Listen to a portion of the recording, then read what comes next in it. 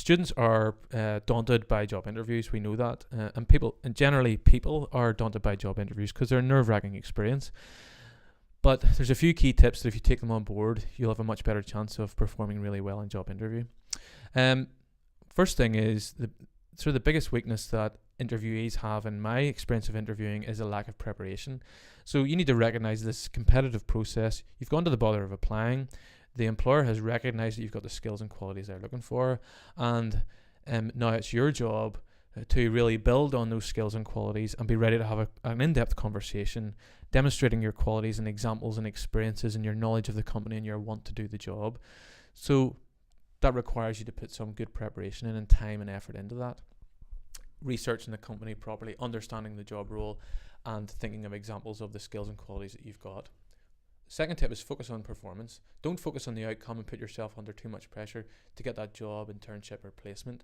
If you focus on your interview itself, the questions you're going to need to answer, which you can predict a lot of the time, the examples that you're going to use of the stuff that you've done in the past, which show your quality, then if you focus on that, then there's a much better chance that you're going to perform better. And if you perform better, the outcome is more likely to be positive. So focus on performance. You need to think of examples of your skills and qualities, because most interviewers will ask questions about stuff you've done in the past and examples of communication, teamwork, problem solving, etc. So you need to use the STAR model when you're identifying those examples. So once you identify the example, your job is to really develop that example so that you can have a conversation about it, and I, as the employer, can really see the quality.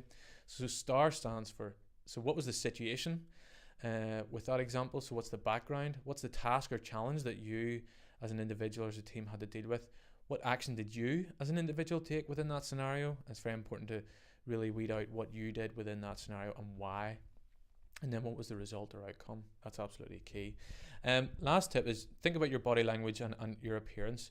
Dressing to impress is really important. We all know that first impressions really count, and the more effort and thought you put in to what you're going to wear and how you're going to appear on the day, then the better the first impression. Body language is key as well. Body language is generally a representation of how we feel.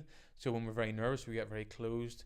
But you can actually take control of your body language and hold your head up and put your shoulders back. And even though you're feeling really nervous, make your body language more positive, and then that will have a good influence on how you feel in terms of your confidence.